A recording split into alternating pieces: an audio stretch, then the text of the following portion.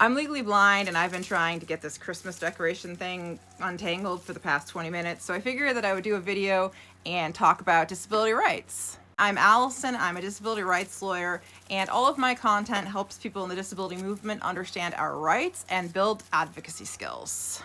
I want to talk about what people with disabilities need to do when you get a job in terms of asking for workplace accommodations. Because there's been a lot of people who are talking about when they get a job and then they're laid off because of certain reasons that are probably because they are not receiving the accommodations they need in the workplace.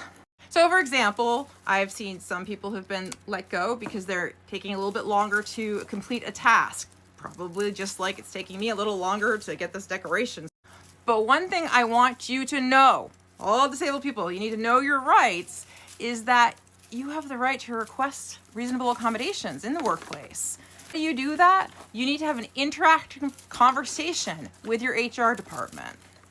You need to discuss what are the types of accommodations you may need. So for example, for me as a legally blind lawyer, I've needed screen reading technology and certain other types of assistive technology. A lot of other accommodations, but right now I'm keeping this short about me. And what I want to say is make sure that you have that conversation and you have it written down in writing. What are the accommodations that you have agreed upon?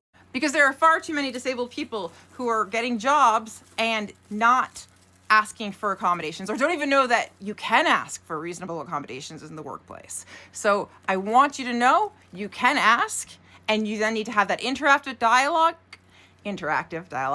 and please be sure to have this all in writing, what the accommodations are that are agreed upon. Because if it's not in writing and you are let go and you believe it's for a discriminatory reason, or that they are not providing you accommodations, but you don't have that in writing somewhere, that makes it just as difficult as this decoration to prove. Almost done with doing this, and I just want to say, please be sure that when you are hired, if you require accommodations to complete your job tasks, then you need to have that conversation. Do not be afraid to ask for what is rightfully yours.